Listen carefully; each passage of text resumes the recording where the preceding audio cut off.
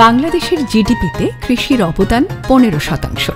অর্থনৈতিক কর্মকাণ্ডের জীবনী শক্তি কৃষিতে কর্মসংস্থান হয় 40%। সবজি উৎপাদনে বাংলাদেশ বিশ্বের তৃতীয় অবস্থানে থাকলেও নিরাপদ ও স্বাস্থ্যকর খাদ্য উৎপাদনে রয়েছে পিছিয়ে।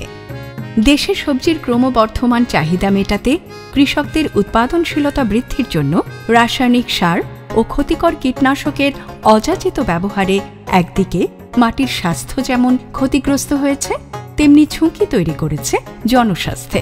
এসব চ্যালেঞ্জকে মোকাবেলা করা, একই সাথে ক্ষুদ্র ও প্রান্তিক চাষী পরিবার এবং ক্ষুদ্র উদ্যোক্তাদের আয় বৃদ্ধি, খাদ্যের নিরাপদতা নিশ্চিতকরণ এবং পারিবারিক পুষ্টি উন্নয়নের লক্ষ্য নিয়ে পল্লী কর্মসহায়ক ফাউন্ডেশন, PKSF, ইফাদ ও ড্যানিশ এম্বাসির সহায়তায় বেসরকারি সংস্থা সোসাইটি ডেভেলপমেন্ট কমিটি SDC 2022 সালে শুরু করে ইকোলজি বান্ধব নিরাপদ সবজি উৎপাদন ও বাজারজাতকরণ ভ্যালু চেইন উপপ্রকল্প।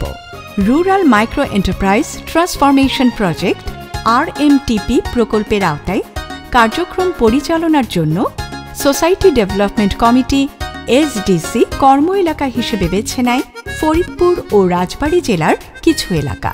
প্রকল্পের মূল লক্ষ্য স্থির করা হয় সবজি এবং সংশ্লিষ্ট প্রক্রিয়াজাত পণ্যের প্রযুক্তি নির্ভর খামারি ও ক্ষুদ্র উদ্যোক্তা তৈরির মাধ্যমে আয় বৃদ্ধি, প্রক্রিয়াজাত পণ্য উৎপাদন ও বাজারজাতকরণের উদ্যোক্তা বাড়ানো, নতুন নতুন নিরাপদ পণ্য বাজারজাতকরণ ও কর্মসংস্থান তৈরি, পণ্যের স্থানীয় সেবা বাজার উন্নয়নের মাধ্যমে কর্মসংস্থান ও টেকসই খাত সৃষ্টি, পরিবেশ, জলবায়ু, নিরাপদতা ও পুষ্টিমান পরিবর্তন সংক্রান্ত বিষয়কে বিবেচনায় রেখে উৎপাদন ও বাজার ব্যবস্থা সৃষ্টি, ব্যবসায় নারীদের অংশগ্রহণ বৃদ্ধি।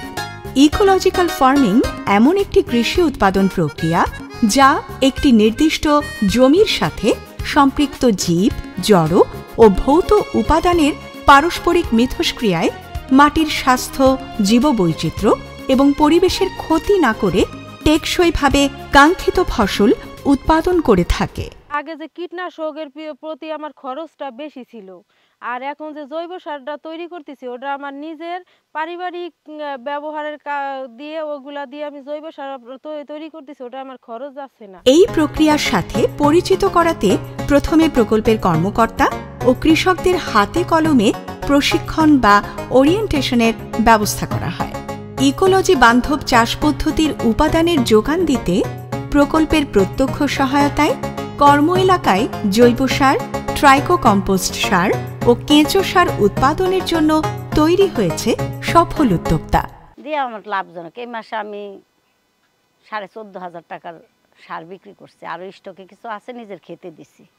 মানসম্পন্ন চারা, বীজ ও জৈব সার ব্যবহার করে ইকোলজি বান্ধব পদ্ধতিতে চাষ করার ফলে উৎপাদন খরচ কমে আসার পাশাপাশি পুষ্টিমান সমৃদ্ধ সবজির উৎপাদনও বৃদ্ধি পেয়েছে উল্লেখযোগ্য হারে। গুণগত মান বজায় রেখে চারা উৎপাদনকারীদের সহায়তা প্রদানের মাধ্যমে প্রকল্প এলাকায় চারা উৎপাদনের উদ্যোক্তাও তৈরি হয়েছে কাঙ্ক্ষিত হারে।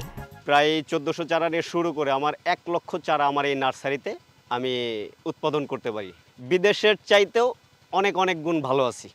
আমার প্রায় মান্থলি আপনার 40 থেকে 45 হাজার টাকা এখন আমার ইনকাম আসছে। ইকোলজি বান্ধব চাষ পদ্ধতির অংশ হিসেবে মালচিং পদ্ধতি ব্যবহার করে জমিতে সেচের খরচ বাঁচানোর পাশাপাশি ফসলের মাঠ থাকছে আগাছামুক্ত। মালচিং বিছানোর উদ্দেশ্যই যে আমরা যদি একটা সেচ দেই অনেক দিন যাবত আর কি সেচ দেওয়া লাগবে না কৃষিজনের কারণে ওই মালচিংয়ে ওই জোটা ধরে রাখবে। মিশ্র পদ্ধতিতে সবজি চাষ অর্থাৎ একই জমিতে একাধিক ফসল উৎপাদন করে কৃষকরা সীমিত জমিতে অধিক ফলন লাভ করছে। আগে মনে করেন যে এই শসা গাছটা লাগালি পারে এই সময় লাগালি পারে দেখা যাচ্ছে 5-7 ফিট মানে লম্বা হইতো, এর চেয়ে বেশি হইতো না। আর এবার আমি মালচিং দিয়ে বা জৈব সার দিয়ে করছি, তাতে 12 ফিট 13 ফিট লম্বা হয়েছে, আরও হবে, মানে ফলনের বেশি হইতেছে। সংরক্ষণ ও প্রক্রিয়াজাতকরণের অভাবে কৃষকরা অনেক সবজি স্বল্প মূল্যে বিক্রি করতে বাধ্য হতেন। লাভ তো অবশ্যই আছে। 1 কেজি ডাউলের দাম 200 টাকা কেজি, 400 টাকা কেজি দাম বড়ি বিক্রি করি। লো কস্ট টেকনোলজি ব্যবহার করে সবজি প্রক্রিয়াজাতকরণের মাধ্যমে কর্ম এলাকার উদ্যোক্তারাই তৈরি করছে নানান রকম কৃষিজাত পণ্য। প্রকল্পের কার্যকরী মার্কেট লিঙ্কেজ তৈরির লক্ষ্যে কালেকশন সেন্টার স্থাপন করা হয়েছে কৃষকদের হাতের নাগালে। ফলে কৃষকরা তাদের উৎপাদিত পণ্য বিক্রির ক্ষেত্রে প্রতিযোগিতামূলক মূল্য প্রাপ্তির সুযোগ পেয়েছে। কালেকশন সেন্টার পয়েন্ট করার পরে আমার ব্যবসার দিক উন্নত হয়েছে, আবার আর্থিক দিক আমি উন্নত হয়েছি, আর লোকজনের সাথে আমি পরিচয় হয়েছি বেশি।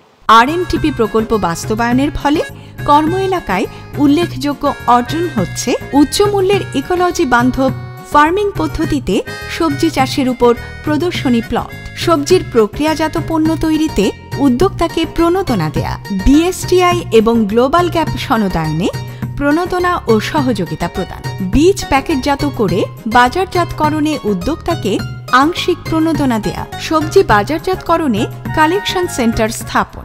আমরা কৃষি সম্প্রসারণ অধিদপ্তর কাজ করছিলাম, ঠিক একই সাথে আমাদের ফরিদপুর সদর উপজেলায় একটা এনজিও এসডিসি তারাও কাজ করছিলেন এই ভার্মি কম্পোস্ট নিয়ে।